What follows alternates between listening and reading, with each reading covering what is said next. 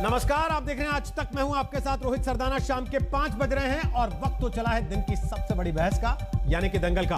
महाराष्ट्र की उद्धव सरकार के खिलाफ बीजेपी को मौके पर मौके मिलते जा रहे हैं। आज एनआईए की याचिका पर ठाणे कोर्ट ने व्यवसायी मनसुख हिरेन की मौत के मामले को एनआईए को सौंपने का आदेश दे दिया। 20 मार्च को ही एनआईए को जांच सौंपे जाने के आदेश के बावजूद महाराष्ट्र एटीएस जांच एनआईए के हवाले नहीं कर रही थी। उधर महाराष्ट्र की पुलिस में वसूली और दलाली के आरोपों के बाद से खलबली मची हुई है।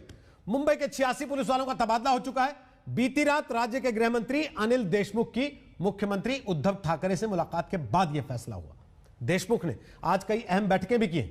इस सब के बीच बीजेपी लगातार उद्धव सरकार को घेर रही है। आज राज्यपाल से मिलकर पूर्व मुख्यमंत्री देवेंद्र फडणवीस ने भ्रष्टाचार के मामलों की रिपोर्ट राज्य सरकार से लेने की मांग की। फडणवीस कल आईपीएस रश्मि शुक्ला की रिपोर्ट, जिसमें ट्रांसफर पोस्टिंग में दलाली की बात है, उसे केंद्रीय गृह सचिव के पास लेकर गए थे। वैसे तो शिवसेना और एनसीपी के नेता रिपोर्ट को फुस बम बता रहे हैं, लेकिन एंटीलिया टेरर केस के बाद एक एक करके हो रहे खुलासों से उद्धव सरकार घिरी हुई है। इसीलिए दंगल में आज मुद्दा है, क्या इस जांच से उद्धव सरकार पर आंच आ रही है? क्या देशमुख पर कार्रवाई को लेकर उद्धव दबाव में आएंगे? इन सारे मामलों के बाद क्या यह कहना सही नहीं होगा कि हम तो डूबेंगे, तुमको भी ले डूबेंगे? पहले रिपोर्ट देखिए, फिर बताते हैं कौन कौन मेहमान हमारे साथ हैं।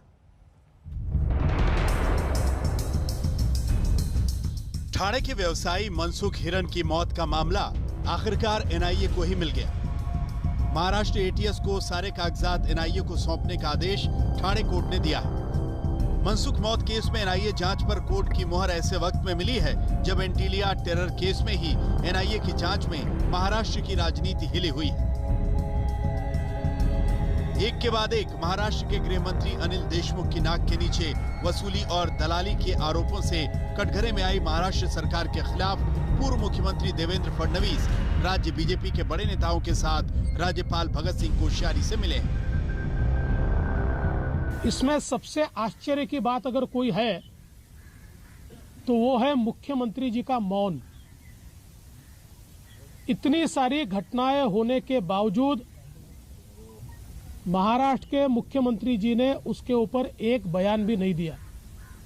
कांग्रेस पार्टी का क्या अस्तित्व है हमको तो समझ में नहीं आता, पर यह ध्यान में आता है कि शायद ये जो हफ्ता वसूली हो रही है इसमें बड़ा हिस्सा उनको भी शायद मिल रहा होगा, इसलिए वो मौन है, वो कुछ कह नहीं रहे हैं।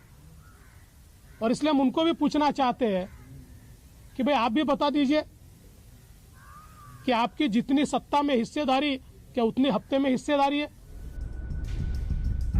इस बीच खुद पर पड़ रहे दबावों के बीच महाराष्ट्र के गृह मंत्री अनिल देशमुख ने मुंबई पुलिस कमिश्नर हेमंत नगराले और मुख्य सचिव सीताराम कुंटे से मुलाकात की है।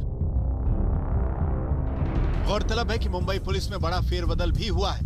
क्राइम ब्रांच के 65 पुलिस वालों समेत 86 पुलिस वालों का तबादला हुआ है। लंबित एपीआई सचिन वाजे के साथ एनआईए की जांच के घेरे में आए एपीआई रियाजुद्दीन काजी और प्रकाश होवल का भी क्राइम ब्रांच से ट्रांसफर हुआ है। बीती रात अनिल देशमुख ने मुख्यमंत्री उद्धव ठाकरे से मुलाकात की थी। अघाड़ी सरकार को वसूली सरकार कह रही बीजेपी के हमलों का भी जवाब ढूंढा जा रहा है। नोएडा के एसएसपी रहे वैभव कृष्ण के हवाले से यूपी में पुलिस अफसरों की पोस्टिंग की रेट लिस्ट के आरोपों को शिवसेना उछाल रही है। वैभव कृष्ण ने जो लेटर बॉम्ब उस वक्त योगी जी को लिखा था, उसमें तो पूरा रेड कार्ड दिया था उत्तर प्रदेश का, कौन से पोस्ट पर आने के लिए जो रैकेट चल रहा है वहाँ। क्या उसके बाद गृह सचिव ने वहाँ हस्तक्षेप किया केंद्र के, या सीबीआई की इंक्वायरी लगाई, या वहाँ के लीडर ऑफ अपोजिशन दिल्ली में आए थे, जो भी हो, या वहाँ की सरकार ने उसके ऊपर कुछ कार्रवाई की थी? तो ऐसे लेटर का क्या होता है क्या नहीं होता है, ये हमारे लीडर ऑफ अपोजिशन को पूरा पता होना चाहिए।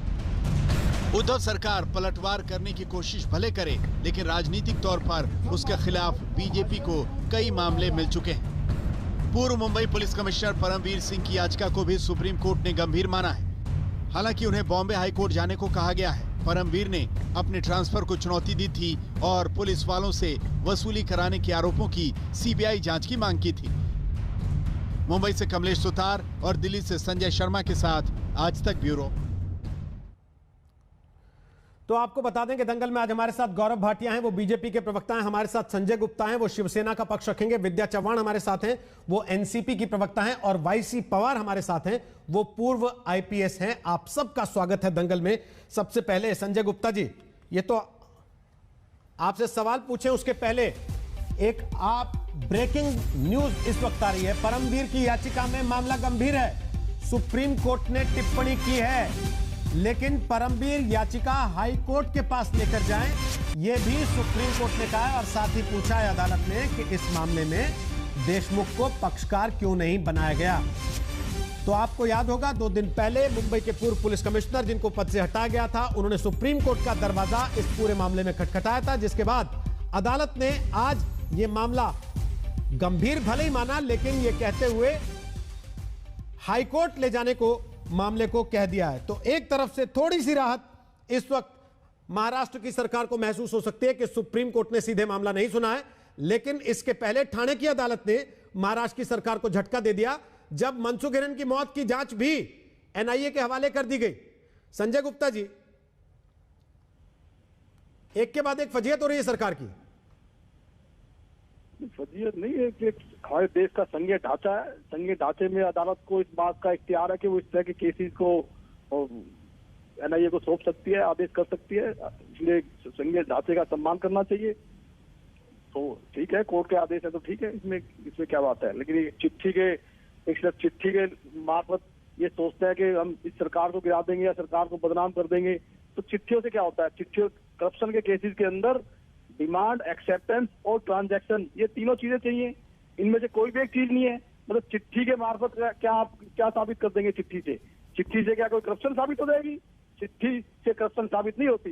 बंगाल लक्ष्मण की तरह डिमांड, एक्सेप्टेंस और ट्रांजैक्शन चाहिए। तो चिट्ठी से क्या साबित होता है संजय जी? तभी चिट्ठी से क्या साबित होता है?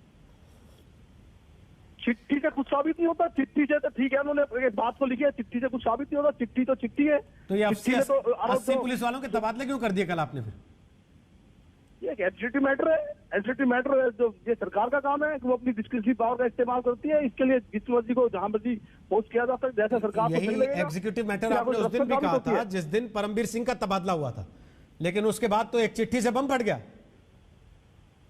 ठीक है, वो उनके दिल की विडंबना है, वो क्या उसको जस्टिफाई करना चाहता है क्या नहीं। अब इस मामले में तो सुप्रीम कोर्ट में वो जा चुके हैं। सुप्रीम कोर्ट से अब उसको हाई कोर्ट में अपना पक्ष रखेंगे। हाई कोर्ट में जो भी आदेश होगा तो पता चलेगा कि हाई कोर्ट अब उसमें किस तरह की डायरेक्शन देते हैं, डायरेक्शन नहीं देते हैं। लेकिन एक चिट्ठी के आधार पर इस तरह से शोर मचाना, इस तरह से हल्ला करना, जैसे सावन के अंधे को सब हरा हिरा नजर आता है, ऐसी देवेंद्र फडणवीस जी को तो हर मामले में बस धंधा ही नजर आता है। 100 करोड़ कहाँ है? कौन से 100 करोड़? कोई 100 करोड़ में जो 10 करोड़ दिखाए कहाँ है? किसी के पास दिखाए कहाँ है? कह देने से क्या ऐसे घपले को मान लिया जाएगा? ये किस तरह की मतलब ये कर रहे हैं? मतलब क्या चीफ मिनिस्ट्री शिप क्या चली गई? ऐसे लग रहा है जैसे पता नहीं क्या खो गया इनका। और कोई भी मामला हो, लेकिन ये बात आपके लिए भी तो कही जा रही है ना संजय जी कि चीफ मिनिस्टरशिप क्या आ गई, पता नहीं क्या इनके हाथ लग गया कि 100 करोड़ महीने महीने को उगाने को कहने लगे पुलिस वालों। ये आपके लिए भी कहा जा रहा है। कभी वो कहते हैं हफ्ता, कभी कहते हैं महीना। और वो पहले तो इस बात को डिसाइड कर ले देवेंद्र फडणवीस जी कि हफ्ता है या महीना है, क्योंकि ये दो बातें अलग अलग है। आप बता दीजिए, हफ्ता या महीना है, आपको तो पता होगा। ये तो वही बताएंगे जो कि वही कभी महीना कहते हैं, कभी हफ्ता कहते हैं। तो अब ये हिसाब किताब देवेंद्र फडणवीस जी ज्यादा अच्छा लगाते हैं। कोई भी दुर्घटना घट रही होती है, मतलब आपकी सरकार का हिसाब किताब भी फडणवीस के पास है। आप लोग क्या कर रहे हैं फिर बैठ के? देखिए, ऐसा है कि महाराष्ट्र में कोई भी कुछ होना होता है ना, तो उससे पहले ही देवेंद्र फडणवीस जी के पास खबर पहुंच जाती है। पता नहीं कौन सा षड्यंत्र रच रहे हैं ये। कैसे पहुंच जाती है? सरकार आपकी है, इसका मतलब आपकी पकड़ मजबूत नहीं है सरकारी सिस्टम पर भी, या आपके अंदर ऐसे लीकेज करने वाले लोग बैठे हुए हैं? नहीं, देखिए ऐसा है कि देवेंद्र फडणवीस 5 साल मुख्यमंत्री रहे हैं, तो कुछ अफसरों को तो वो भी जानते हैं और नहीं भी जानते होंगे। तो लेकिन पीछे से जिस तरह से षड्यंत्र बीजेपी करती है तो उसका हिस्सा है ये। अब इनके षड्यंत्र के पीछे क्या इरादा है क्या नहीं है? अरे भाई, कप्तान की कहीं ना कहीं कमी होगी, तब तो टीम में लीकेज होगा ना। तब तो टीम के खिलाड़ी दूसरी तरफ जाके फील्डिंग कर रहे होंगे अपनी टीम के खिलाफ। नहीं तो इस तरह की फील्डिंग से क्या कर लेंगे ये? एक चिट्ठी से क्या साबित कर लेंगे ये? मतलब कोई शर्मिंदगी वाली बात नहीं है महाराष्ट्र की सरकार के लिए, इससे कोई शर्म नहीं आ रही है। इसमें शर्म की किस तरह की बात है? मतलब फिर तो बहस ही खत्म हो जाती है। जब शर्म है ही नहीं तो फिर बहस की गुंजाइश ही कहां? तो फिर सब मान लेते हैं, सामान्य बात है कि अगर कमिश्नर ये कह रहा है पूर्व की 100 करोड़ रुपए उगाही के लिए एक इंस्पेक्टर एपीआई को कहा गया था कि हर महीने तुमको ऐसे ऐसे उगाही करनी है, उस पे गृह मंत्री ये कह रहा है कि साहब मैं मानहानि करूंगा, लेकिन मानहानि का दावा हुआ नहीं है अभी तक, वो बात भी कहीं आई गई होगी, गोलमोल हो गई। उसके बाद पवार साहब को आप लोग बिठाते हैं ये कहने के लिए कि नहीं ये तो होम क्वारंटीन में थे, फिर उनके हवाई जहाज की यात्रा के निकल आते हैं मामले, उनकी प्रेस कॉन्फ्रेंस के वीडियो निकल आते हैं। तो इससे ये पता लगता है कि आपकी सरकार में चीजें वाकई ठीक है, नहीं गड़बड़ है, काफी कुछ कंट्रोल है नहीं आप लोगों का। अब ये कंट्रोल कितना है कितना नहीं है ये तो हम जानते हैं या शिवसेना जानते हैं, महाराष्ट्र की सरकार जानते हैं, लेकिन बीजेपी को तो ऐसा लगता है कि जैसे हमारा कोई कंट्रोल ही नहीं है, शिवसेना को कंट्रोल ही नहीं है। शिवसेना तो सरकार नहीं चलाना जानती, उनको दे तो उसके शिवसेना तो जब भी सरकार चलाती रही है, का तो काम है कहना, क्योंकि वो विपक्ष है। लेकिन मैं अब आम जन धारणा की बात कर रहा हूं। जो आम आदमी ये बात सुन रहा है कि एपीआई 100 करोड़ की वसूली का टारगेट लेके चल रहा था, कमिश्नर को यह बात पता थी, गृह मंत्री के आदेश पर वो कर रहा था, और मुख्यमंत्री को नीलबटे सन्नाटा, पता ही नहीं कुछ, पवार साहब से प्रेस कॉन्फ्रेंस करा दी गलत जानकारी देकर। तो ये बताता है कि आपकी सरकार में घालमेल बहुत सारे हैं और एक दूसरे को धोखा दे रहे लोग। नहीं देखिए, ऐसा है कि देश की जनता मूर्ख नहीं है। जिस तरह की बातें ऑपोजिशन में रह करके देवेंद्र फडणवीस जी लगा रहे हैं, जिस तरह की बातें अभी आजकल ये महाराष्ट्र में चल रहा है, ठीक है ये एक षड्यंत्र का एक हिस्सा हो सकते हैं, मगर इस देश की जनता जानती है, महाराष्ट्र की जनता जानती है कि बीजेपी किस तरह से षड्यंत्र रचती है। और बीजेपी कभी भी अपने हाथ से बंदूक नहीं चलाती, हमेशा दूसरों के कंधों पर रख करके बंदूक चलाती है। पहले शिवसेना के कंधों पर बंदूक रख के चलाई हमेशा, फिर उसके बाद महेश शर्मा जिसको कहते हैं कि शिवसेना ने पीटा, लेकिन उसको पिटवाने के पीछे इन्हीं के बीजेपी के नेता थे मिस्टर सेठी। पहले तो उनको पिटवाया, उनका घर का एड्रेस दिया, सब कुछ दिया, फिर उसके बाद जाके उसके पीछे खड़े हो गए। 5 लाख रुपए सचिन वाजे की गाड़ी में फडणवीस ने रखवाए, सचिन वाजे को मुंबई पुलिस में वापस भर्ती फडणवीस ने कराया, सचिन वाजे को गृह मंत्री अनिल देशमुख के पास रिपोर्ट करने फडणवीस ने भेजा। हनी ट्रैप था क्या सचिन वाजे अनिल देशमुख पर? नहीं देखिए ट्रांसफर, पोस्टिंग, अपॉइंटमेंट ये अलग मैटर है, और किसी भी तरह का आपराधिक मामला वो अलग मैटर है। अगर एडमिनिस्ट्रेटिव मैटर, अगर उनको अपॉइंट किया गया या ट्रांसफर की गई या पोस्टिंग दी गई, वो एक अलग चीज है, लेकिन इससे किसी को ये इख्तियार नहीं मिलता कि वो करप्शन में या किसी आपराधिक उसके अंदर शामिल होगा तो सरकार उसके साथ शामिल होगी। संजय जी, अगर आपकी सरकार को पता होता कि ये सारी चीजें हो रही हैं, उन्होंने कार्रवाई कर दी होती तो आज आपकी वाहवाही हो रही होती, लेकिन आपकी सरकार में बैठ के सब कुछ हो रहा था, इसलिए तू हो रही है, और आप कह रहे हैं कि हमें कोई फर्क नहीं पड़ता। हर जगह चूक होती है, चाहे वो केंद्र सरकारों से दूसरे स्टेट, आप कह रहे हैं हमें कोई फर्क नहीं पड़ता, सरकारों से चूक होती है। आप मान रहे हैं चूक हुई सरकार से? आप मान रहे हैं चूक हुई सरकार से? नहीं देखिए, जिस तरह से एसयूवी कार का प्रकरण घटा, जिस तरह से मनसुख हिरेन की हत्या हुई, जिस तरह से जो ये चीजें चल रही हैं, उसमें कहीं ना कहीं चूक थोड़ी तो है ही। चलिए, कम से कम इस बात पर तो आए आप 5 मिनट में कि थोड़ी चूक तो है ही। अब गौरव भाटिया वो कह रहे हैं कि यह सारा ड्रामा आप लोग उनकी सरकार गिराने के लिए रच रहे हैं, और इसलिए देवेंद्र फडणवीस ये कर रहे हैं। बोलिए, क्या जवाब है आपका? देखिए, बड़ी बेशर्मी से यहां उत्तर दिया जा रहा है, और मसला क्या है मैं आपको बताता हूं। तिजोरी एक, लुटेरे अनेक। तीनों लुटेरे जब मिल गए, ये तिपैया की लुटेरी सरकार आम जनता को लूटने में लगी थी। आज तक पे मैं एक प्रश्न पूछना चाहता हूं। पूरे भारत का सबसे बड़ा भ्रष्टाचारी डकैत कांग्रेस पार्टी है, उसके प्रवक्ता ही नहीं आ रहे हैं। राहुल गांधी, सोनिया गांधी जी, प्रियंका वाड्रा और जितने नेता हैं महाराष्ट्र के, सबने चुप्पी साध रखी है। तो पहला पहिया तो देखिए पंचर है ही, ये भ्रष्टाचारी पहिया है। दूसरा एनसीपी, ये राष्ट्रवादी कांग्रेस पार्टी थोड़ी ना है, ये तो करप्शन की पार्टी है। शरद पवार जी से झूठ बुलवा दिया। अनिल देशमुख, अभी तक एक शब्द की सरकार बनाई आपने। प्लीज, बीच में कोई बोल रहा है, चुप करा। संजय जी वो सुन रहे थे आपको, आप भी सुन लीजिए। ठीक है। चोर चोर मुसेरे भाई, चोरों को दर्द होने लगता है जब उजागर करते हैं सत्य को। ये दबा रहे थे और ये दबेगा नहीं। अब मैं आता हूं एनसीपी पे। शरद पवार जी ने झूठ बोला, अनिल देशमुख कुछ भी नहीं किया, और सबसे बड़ी बात है शवसेना वो कि अरे प्लीज शांत रहिए। चोर मुसेरे भाई शांत। शवसेना आपने प्लीज रोहित जी आज क्या भाई रोहित जी, ऐसे अच्छा नहीं रखने के बाद संजय जी, ऐसे अच्छा नहीं विद्या- विद्या जी भी बोलना चाह रही ऐसे है, अच्छा नहीं ये खत्म करें तो मैं विद्या जी के पास जाऊं। आप खत्म ही नहीं होने देंगे तो फिर कैसे होगा? आपने बोला वो सुनते रहे, उनके मन में भी बड़े सारे भाव आ रहे होंगे जब आप अच्छा बोल नहीं रहे लगता। होंगे, लेकिन उन्होंने रोके रखे अपने भाव कि उनका नंबर आएगा तो वो उजागर करेंगे। 30 साल साथ रहे हमारे ये। हाँ बिल्कुल सही बात है प्लीज शांत करिए। संजय भाईबंदी खत्म होगी जी। आज। संजय जी, अगर आप चाहते हैं भाईबंदी में आपका। ये आपको चोर या शिवसेना ना कहें, तो वो भाईबंदी तो उद्धव जी को फडणवीस जी से निभानी पड़ेगी ना। आपके यहाँ टीवी पे बैठ के भाईबंदी पूछने से मुझे नहीं लगता कि वो मान जाएंगे ऐसे शब्दों का इस्तेमाल करने से आपके लिए। ये आपका प्यार ही आपस में कि एक दूसरे को ऐसी भाषा में आप लोग शांत करा लीजिए तो मैं अपनी बात कर लूं। अच्छा संजय जी प्लीज ये पूरा कर लें, फिर विद्या जी वेट कर रही हैं और पवार साहब भी वेट कर रहे हैं। प्लीज संजय जी सुन लीजिए, गौरव भाटिया जल्दी पूरा कर लें अपनी बात। देखिए, शव सेना क्यों कहा? पहले सोनिया सेना बनी अपना ईमान बेच के, फिर शव सेना बनी, और आज बाला साहब ठाकरे कह रहे हैं मैं हूं बहुत शर्मिंदा, मेरा बेटा निकला भ्रष्टाचार का पुलिंदा। और इतना भ्रष्टाचार की कभी शिवसेना दहाड़ा करती थी, आज मिमियाहा भी नहीं रही बिल्ली की तरह। और सर्वोच्च न्यायालय ने क्या कहा है, मैं 3 बातें अहम बता दूं दर्शकों को। पहली बात, यह मामला बहुत गंभीर है, यह बात सर्वोच्च न्यायालय ने कही। जुरिस्डिक्शन की बात करी कि अनुच्छेद 32 में क्यों आए हो, 226 में हाईकोर्ट जाओ। दूसरी बात, रश्मि शुक्ला जी की रिपोर्ट का संज्ञान लिया उन्होंने ऑर्डर में। और तीसरी बात, इतना महत्वपूर्ण मामला है ये रोहित जी कि इसको कल ही लगा दिया। कल मतलब आज अगर फाइल हो गया तो कल मुंबई हाईकोर्ट इसको सुनेगा। ये अपने आप में दर्शाता है कि ये सरकार, जिसको एक मामला दर्ज करके विवेचना करनी चाहिए थी, और यहां पे बता रहे थे डिमांड, एक्सेप्टेंस और उसके बाद ट्रांजैक्शन, बड़ा इनको एक्सपीरियंस है।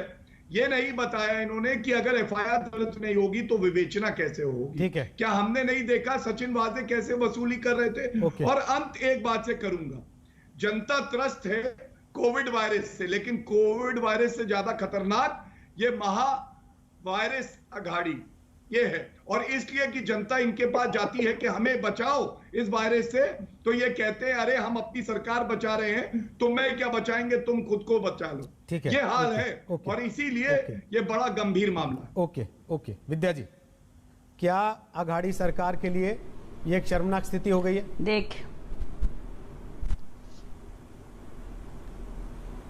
देखिए यहाँ पर भाजपा के प्रवक्ता बहुत कुछ बोल गए, लेकिन उनको ये मालूम होना चाहिए कि ये जो लेटर माजी सीपी ने लिखा था वो भाजपा ने तैयार किया हुआ लेटर है। और वो लेटर जल्दी में उन्होंने ये उनकी ईमेल आईडी से भी नहीं, जिनका सिग्नेचर भी नहीं, ये सब भाजपा ने प्री प्लान किया हुआ था और वो भेजा। अगर वो उनको कुछ कहना होता, उनको कुछ शिकायत होती भ्रष्टाचार की, तो वो सीएम से जब मिले तभी उन्होंने इसके बारे में कोई तकरार करनी चाहिए थी। पिछले 15 महीनों से इन्होंने कोई तकरार नहीं की। मैं आपका ध्यान यहाँ दिखाना चाहती हूँ कि ये मामला सब कब शुरू हुआ, जब अर्नब गोस्वामी को अरेस्ट करने के लिए महाराष्ट्र पुलिस वहां पे गई और छोटे बड़े पुलिस अधिकारियों ने जब उसको अरेस्ट किया, 8 दिन उसको जेल में रखा,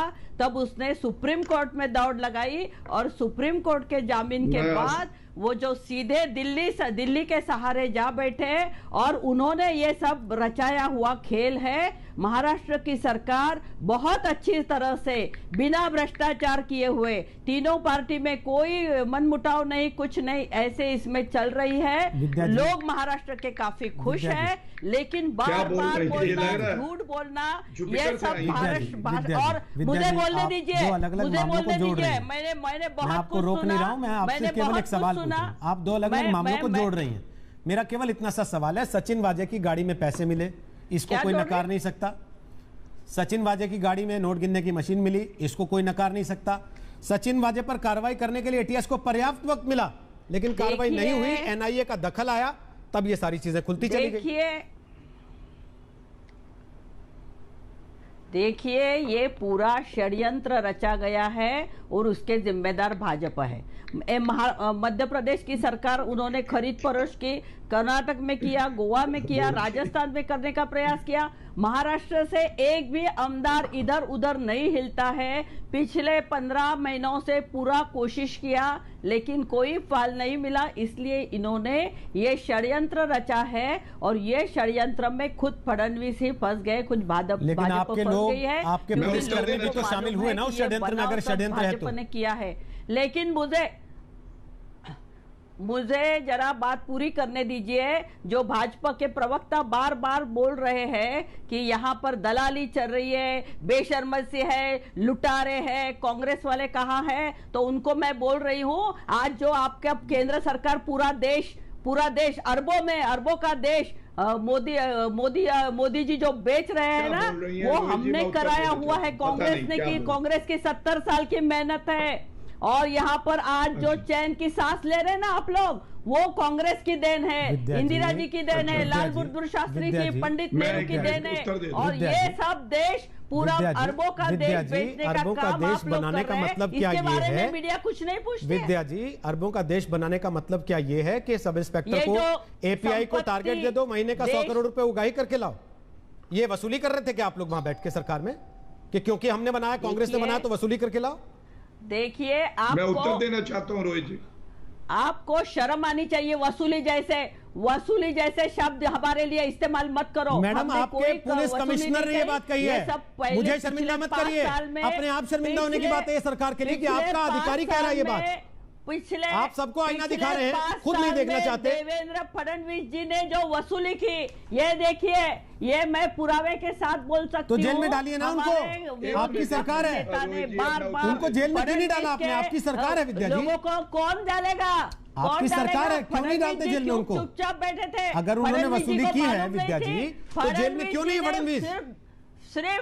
सिर्फ एकनाथ खड़से को हटाया क्योंकि उनको लगता था अगर कल वो चीफ मिनिस्टर बन जाएंगे तो मेरी कुर्सी सारी बातें मान लेता हूँ कि उन्होंने बहुत भ्रष्टाचार किया, लेकिन अब तो आपकी सरकार है, जांच बैठाइए, उनको जेल में डालिए। भ्रष्ट लोगों के ऊपर उनको जेल में क्यों नहीं डालते? करेंगे, जरूर करेंगे, क्योंकि महाराष्ट्र में आपको मालूम है पिछले 15 महीनों से कोरोना से ग्रस्त है महाराष्ट्र। अच्छा, कोरोना की वजह से जांच नहीं हुई।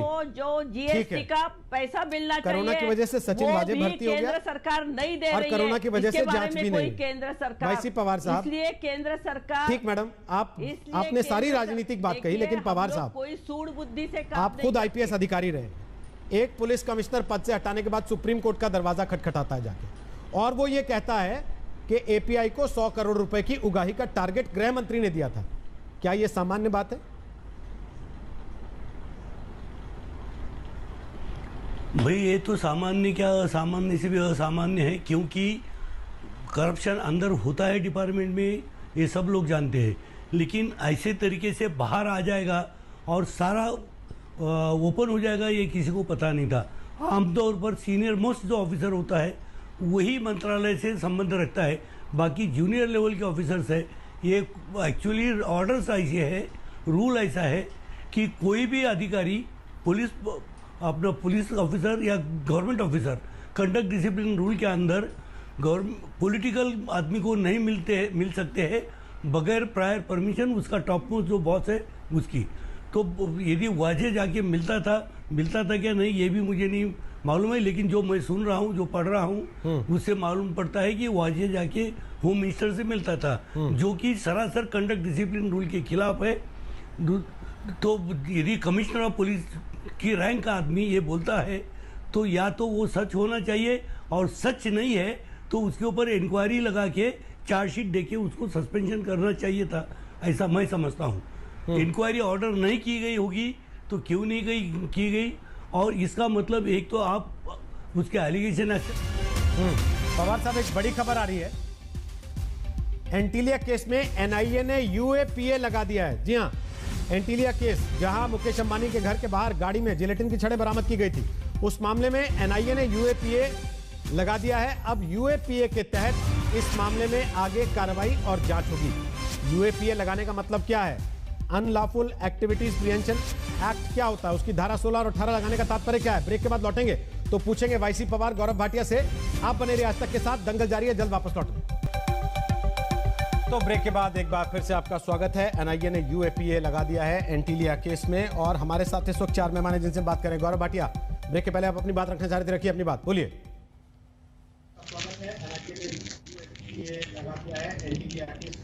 गौरव जी, आवाज आ रही मेरी? शायद फोन कट गया। गौरव भाटिया से संपर्क में हो पा रहा। पवार साहब, यूएपीए एक्ट लगने का मतलब क्या?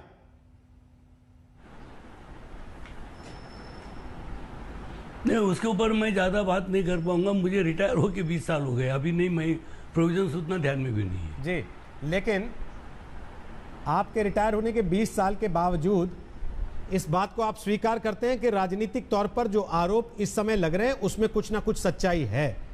अगर कोई अफसर ये कह रहा है कि एक जूनियर को गृह मंत्रालय से यह आदेश आ रहा था कि जाओ उगाही करके लाओ, क्या ऐसा होता है?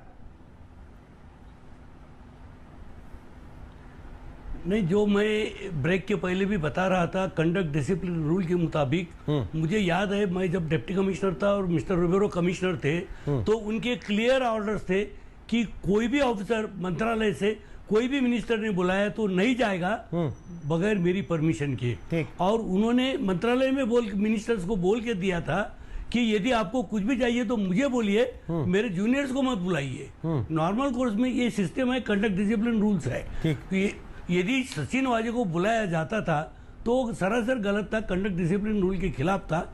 और यहाँ पर आंसरेबल जो है तो गवर्नमेंट को कमिश्नर ऑफ पुलिस है, क्योंकि हाईएस्ट पोजीशन वाला है। बाकी जूनियर्स उसको हैंडल करना है, उसको देखना है कि उसके जूनियर कुछ कर रहे हैं नहीं कर रहे। लेकिन जब आप खुद हैंडल करना चालू करते हैं तो जूनियर की रिस्पॉन्सिबिलिटी सीनियर के ऊपर आप डाल नहीं सकते हैं। बहुत ऑर्डिनरी सिंपल बात है ये। लेकिन यहाँ पर यदि ये सच्चाई है, वजह को गृह मंत्री बुलाते थे तो कमिश्नर को रिस्पॉन्सिबल नहीं कर सकते। दूसरा, रश्मि शुक्ला का जो मैटर है उसमें मुझे अभी भी लगता है कि जिस दिन रिपोर्ट आया था उसी दिन उसके ऊपर इंक्वायरी ऑर्डर की जानी चाहिए थी, और इंक्वायरी में जो भी निकलता था उसके ऊपर एक्शन डिसाइड होती थी। वो रिपोर्ट नहीं कार्रवाई करने की वजह से लोग बोल रहे हैं और वो आपको सुनना पड़ रहा है। ठीक, गौरव भाटिया बोलिए अपनी बात। रोहित जी, मेरी अगर आवाज आ रही है? आपने पहले यूएपीए की बात करी, तो ये बहुत ही एक सख्त कानून है, और जो दफा धारा 16 है, अगर कोई आतंकवादी गतिविधि होती है तो उसमें इसमें डेथ सेंटेंस, फांसी लगाने का प्रावधान है, साथ में उम्र कैद भी हो सकती है। और सेक्शन 18 जो बात कर रहे हैं कि अगर कोई कॉन्स्पिरेसी करेगा कि ऐसी कोई आतंकवादी गतिविधि हो तो मिनिमम जो सजा है 5 साल की, और ये लाइफ इम्प्रिजनमेंट, आजीवन कारावास भी हो सकती है। और इसकी वजह वही है, जो जेलेटिन स्टिक पकड़ी गई है, क्या ये आतंकवादी कोई गतिविधि थी, कोई साजिश थी हमारे देश के खिलाफ, इसकी भी जांच होगी। लेकिन मैं एक और तथ्य रखना चाहता हूं। अभी देखिए, आपके चैनल पे नाम है विद्या, लेकिन फैला रही है मिथ्या। ये सिग्नेचर है रश्मि शुक्ला जी का, पत्र पे मेरे हाथ में है। इन्होंने कहा ईमेल करी गई, ईमेल पे डिजिटल सिग्नेचर होते हैं, कई बार यूजर नहीं डालता, लेकिन इस पत्र में साफ है कि उनका सिग्नेचर है। और जो दुख की बात है कि मुख्यमंत्री अपनी चुप्पी क्यों नहीं तोड़ रहा। आपको मालूम है, लोग बता रहे हैं, इतना घबराए हुए हैं उद्धव ठाकरे कि अगर मीडिया का कैमरा सामने से निकल जाए तो कहते हैं पर्दा कर दो, वरना मीडिया आ जाएगी, मुझे बोलना पड़ेगा। ये तीनों भ्रष्टाचारी पार्टियां मिलके, इनको जनता की सेवा करनी चाहिए थी, लेकिन ये आरोप भारतीय जनता पार्टी पे लगा रही है। मैं आपको चुनौती देता हूं, अगर कोई भी लीडर है भारतीय जनता पार्टी से जुड़ा है, अगर उसने कुछ गलत किया है तो कार्रवाई एफआईआर कौन करेगा? बताइए मुझे। एफआईआर करिए, विवेचना करिए, उसके खिलाफ कार्रवाई करिए। वो तो आपने करी नहीं। ये 25 अगस्त की रिपोर्ट दी और उसके बाद रश्मि शुक्ला जी की रिपोर्ट पे 7 महीने कोई कार्रवाई नहीं हुई, और आरोप आप हम पे लगा रहे हैं। और एक बात मैं और कह दूं, कोविड का संकट महाराष्ट्र पूरी तरह से विफल हो गया, क्योंकि ये अपनी तिजोरी भरने में लगे थे जनता को लूट के। इनको कोई चिंता नहीं थी कि आम आदमी और जो वहां के नागरिक हैं उनको कष्ट हो रहा है, उनकी जान की कीमत सबसे ज्यादा। विद्या जी आपकी बात का जवाब दे रही है, फिर संजय जी आपके पास आऊंगा। बोलिए विद्या जी, क्या बोल रही हैं? जी देखिए, गौरव जी का नाम गौरव है, लेकिन गौरव करने वाली कोई बात उनमें नहीं है। मैं उनको बताना चाहती हूँ, फिर से बताना चाहती हूँ कि ये जो साजिश है ना, जिनका नाम आपने लिया ना, रश्मि शुक्ला, ये रश्मि साजिश शुक्ला है। जब भीमा तो कोरेगांव सर्वोच्च न्यायालय ने में जो डॉक्टर कहा, वो बाबा क्या साहेब गलत है या अम्बेडकर सही है? को यहाँ सर्वोच्च न्यायालय पर का उनकी ऑर्डर पढ़ूं जनता आपको? उनके गलत सलत मत बोलिए प्लीज। अभी सुनिए ना, जरा सुनिए ना शांति से। सर्वोच्च न्यायालय का सुनिए आदेश ना पढ़ लिया आपने जरा। विद्या जी? हाँ, वो ये रश्मि विद्या आपका शुक्ला, नाम है, पढ़िए ना। सर्वोच्च न्यायालय ने कहा रश्मि जरा शुक्ला सुन जी की जो लीजिए। रिपोर्ट है ये बहुत ही जरा- गंभीर है। अच्छा गौरव जी सुन जरा लीजिए, सुन लिए। बात तो सुन लीजिए सुन गौरव लेते हैं, जी। उसमें क्या आपने हाँ, कहा बात तो इतने सुनिए। प्यार से सुनेंगे अरे लोग। सुन लीजिए लीजिए। ना भाई ये साहब, भी सह लेंगे। बोलिए सुनने विद्या को जी, क्या बोलिए, फर्ज बोलिए है। विद्या जी। हेलो बोलिए ये- विद्या जी। ये विद्या देखिए प्राप्त करिए। रश्मि शुक्ला जी जब पुणे की कमिश्नर थी तो उन्होंने जो भीमा कोरेगांव का मैटर हुआ था, जहां वहां विजय स्तंभ को दलित जनता बड़े पैमाने में विजय स्तंभ पे आती है, वहां पर जलाने का, दंगा भड़काने का काम हुआ 100 था। करोड़ की वसूली तब करेंगे वहां तो पर जो यहाँ पर करने वाले जो भाजपा के लोग थे उनको पकड़ने का काम ये रश्मि शुक्ला ने किया नहीं। और उसकी इंक्वायरी जब महाराष्ट्र सरकार कर रहे थे तो जब ऐसा लगा कि अभी भाजपा के लोग फंस जाएंगे, भिड़े गुरुजी एक बोटे फंस जाएंगे, तब उन्होंने ये कार्रवाई महाराष्ट्र पुलिस से हटाकर एनआईए को दे दी। विद्या जी, तो एक सच बात- है ना जो मैं विद्या सच जी, बोल एक रही बात हूँ। नहीं समझ में आ रही। अभी जो विद्या जी, एक बात नहीं सत्यपाल समझ में आ रही है। सिंह एक सेकंड ना, एक उनको सेकंड। आपने गौरव जी, भाजपा प्लीज। में ले लिया, पूर्व कमिश्नर। विद्या जी। अभी इनको भी आप विद्या जी, एक बात नहीं देखिए समझ ना, में आ रही पूरा है। बात करने दो ना। विद्या जी, आप बात करिए, मैं मना नहीं कर रहा हूं, आपने काफी बात कह भी दी है, पर मेरा एक सवाल है ना। पिछली बार मैंने सवाल पूछा तो आप कहने लगे कि वो पत्रकार के साथ ऐसा हुआ था इसलिए ऐसा हो गया। अब मैंने दूसरी बार आपसे सवाल पूछा तो आपने कहा कि नहीं नहीं जरा वो तो आहिस्ता था, पूछिए, कोरेगांव हुआ आहिस्ता, था, शांति शांति से भीमा पूछिए। कोरेगांव हुआ था इसलिए ऐसा हो गया। मतलब ये सारी चीजें जब से आपकी सरकार बनी है तब से यही घालमेल चल रहा है क्या आपके यहाँ? रोहित जी, एक सवाल मेरा भी नहीं, है। मैं आपको बताना चाहती हूँ कि रश्मि शुक्ला जी कौन है। रश्मि शुक्ला जी के बारे में मैं आपको जानकारी दे रही थी, वो आपने आप दे दी। समझ लीजिए। भीमा कोरेगांव का मैं नहीं बोल रही हूँ। भीमा कोरेगांव में जो दंगे हुए, एल्गार परिषद हुई, तब वहां पर उसका भाजपा, सचिन वाजे से क्या लेना देना? RSS को एक मिनट, लोगों मैं को उसका उत्तर गाड़ी में रख के 5 लाख से क्या लेना देना? उत्तर। तो उसका ये- मुकेश अंबानी के ये घर के सुनो बाहर मिले ना, जिलेटिन से क्या लेना सुनो देना? ना, विद्या जी, बताती हूँ ना। तो ये रश्मि शुक्ला जी जो है ना वो आरएसएस वाले की है, इसलिए अभी ये देवेंद्र फडणवीस जी का विद्या साथ जी, दे यूं रही तो है। जिनके साथ आपने समझिए सरकार ना? बना रखी है, मेरी शिवसेना, बात वो का भी मतलब आरएसएस वालों के समझिए। कहे जाते थे अभी तक। मुकेश अंबानी जो है, मुकेश अंबानी मैं जो है रोहित वो जी, बहुत प्लीज बड़े आ सकता हूं। उद्योगपति है, पूरे दुनिया में उनका नाम है, देश में उनका नाम है। तो आप उनके घर के वसूली सामने करेंगे क्या उनसे? किसी के घर के सामने भी आप बॉम्ब का वसूली कोई करेंगे? साजिश नहीं होनी चाहिए। लेकिन ये साजिश किसने रची थी, ये सब कुंभाड़ किसने रचा था, इसकी जानकारी महाराष्ट्र पुलिस कर रही थी, लेकिन भाजपा को ये मंजूर मैडम नहीं था। कर रही थी, भाजपा लेकिन ने उसमें एक आदमी की लाया, हत्या हो गई। ATS को जिस यहाँ से सचिन वाजे का निकाल नाम दिया। एनआईए ने खोल के और सामने यहाँ रखा, पर आपकी पुलिस जो उसको उनके बचा रही थी। favorable, आज उनके अदालत ने केंद्र आपको के सामने सामने कह दिया केंद्र के कि गृह अब हत्या की मंत्री जांच ने भी इसमें एनआईए करेगी। इंटरफियर किया क्या ये है। सारी बातें एक के बाद एक महाराष्ट्र की सरकार के लिए झटका नहीं है? संजय जी के पास जाऊं, उसके पहले गौरव भाटिया फटाफट बोलिए अपनी बात, फिर संजय जी आपके पास आ रहा हूं। बोलिए गौरव भाटिया। देखिए किस तरह के तर्क दिए जा रहे हैं। रश्मि शुक्ला पे इस तरह की टिप्पणी कर रहे हैं। सबसे सेंसिटिव डिपार्टमेंट है स्टेट इंटेलिजेंस डिपार्टमेंट, उसका कमिश्नर बना दिया इन लोगों ने। अगर इतनी ही खराब अफसर थी तो उनको निलंबित क्यों नहीं किया? परमवीर सिंह निलंबित क्यों नहीं किया उनको तो आपने डीजी होमगार्ड बना दिया है। सचिन वाजे की हत्या कर दी जाती है, ये किसने कराई है? जो रुपया गिनने की मशीन है, ये भी क्या भारतीय जनता पार्टी ने डाली है? किस तरह के तर्क दिए जा रहे हैं रोहित जी? ये साफ दर्शाता है ये लोग केवल और केवल वसूली करेंगे, इनके पास आज कोई तर्क नहीं है। ये इतना भी नहीं कर सकते हैं कि जनता को ये आश्वासन दे दे कि हाँ गलती हो गई, कान पकड़ के सॉरी मांगते हैं, अब आगे से ये वसूली नहीं करेंगे, ये वसूली नहीं करेंगे, ये नहीं बोल पा रहे हैं। आपने ध्यान नहीं दिया होगा, संजय राउत ने वैभव कृष्णा की चिट्ठी का भी याद दिलाया था। ये वसूली, मैं उसका उत्तर ये जिसपे- जिसपे ये आप देश लोगों को के ऊपर आरोप बेचना, लगा ये कि आप सब तो चुपचाप आपका बैठे मोदी रहते। सरकार कर रहा है तो ना। हर हम लोग नहीं राजनीतिक करते। पार्टी जब सरकार में ऐसे- होती ऐसे है शब्द मैं उत्तर तो हमारे ऐसे अफसर उसको इस्तेमाल अच्छे नहीं लगते हैं जो इस तरह से विसल ब्लोअर का काम करते हो। विद्या जी एक बार संजय जी के मैं पास उत्तर जाना। देता हूं ना। आपस में झगड़ा नहीं। मेरे से उत्तर ले लीजिए जब आपने कहा। उसको बचाइए, ये संजय राउत आपस में संजय झगड़ा राउत नोटी वाले ना, हाँ, संजय नोटी वाले राउत। संजय राउत संजय राउत बोलिए नोटी ना, वाले। संजय राउत ने याद दिलाया ना, तब आपको याद आया कि नहीं? वैभव मैं कृष्णा का उत्तर नाम। देता हूं आपको तो पता ही होगा, आप बहुत ही ज्ञानी पत्रकार हैं। डीजीपी ओपी सिंह ने जांच नहीं करी थी। संजय कृष्णा जो कि इस तरह से गलत कुछ कार्य कर रहे थे, जो उजागर किया, उन पे भी कार्रवाई हुई, और जो अफसर गलत कर रहे थे उन पे भी कार्रवाई हुई। ठीक है। और क्या कोई ऐसी याचिका आई थी क्या सर्वोच्च न्यायालय के सामने? अरे मुख्यमंत्री जी ने कड़क रुख दिखाते हुए कार्रवाई करी ना, तभी तो बात नहीं बढ़ी, वरना ये चले जाते कोर्ट में याचिका डालने। संजय गुप्ता, आपके मुख्यमंत्री भी कार्रवाई कर लेते शुरू से, वक्त रहते, पहले दिन जब ये सारी चीजें हुई तो शायद आज ये फजीयत नहीं होती, या उनको गलत ब्रीफ किया गया था? तो उनको जानकारी नहीं दी गई ठीक से?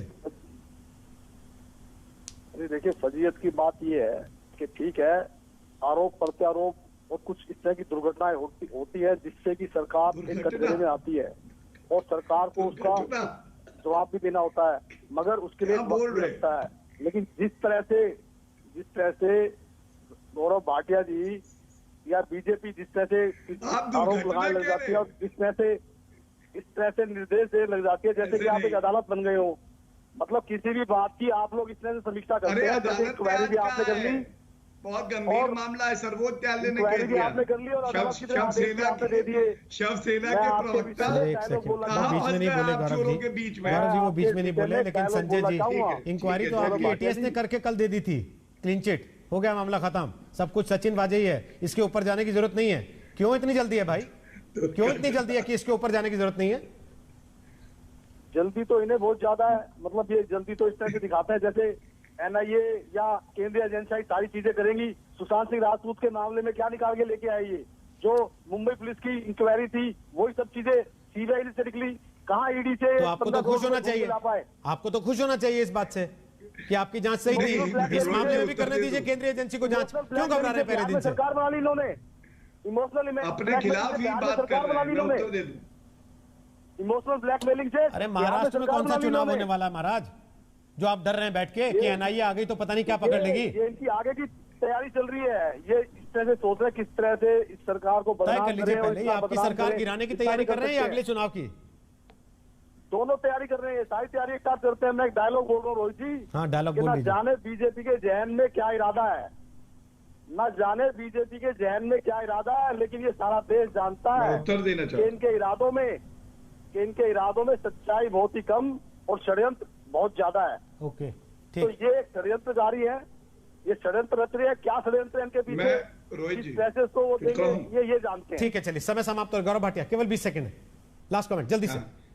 देखिए, एक कहावत है, झूठ बोले कौवा काटे। यहाँ तो हर कोई इतना झूठ बोल रहा है, कौवा भी कह रहा है मैं थक गया हूँ, कितना काटूंगा।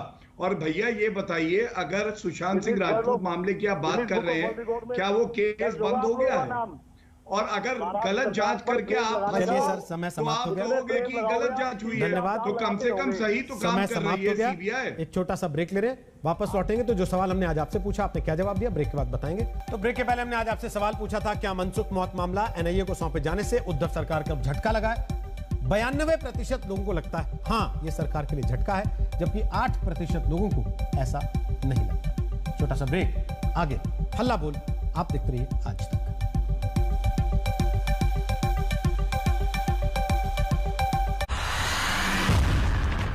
नमस्कार, मैं हूं अंजना ओम कश्यप। हमें उम्मीद है ये वीडियो आपको पसंद आया होगा। लेटेस्ट खबरों के लिए यूं ही देखते रहिए आज तक, और इस वीडियो के पसंद आने पर लाइक, शेयर एंड सब्सक्राइब करना ना भूलें।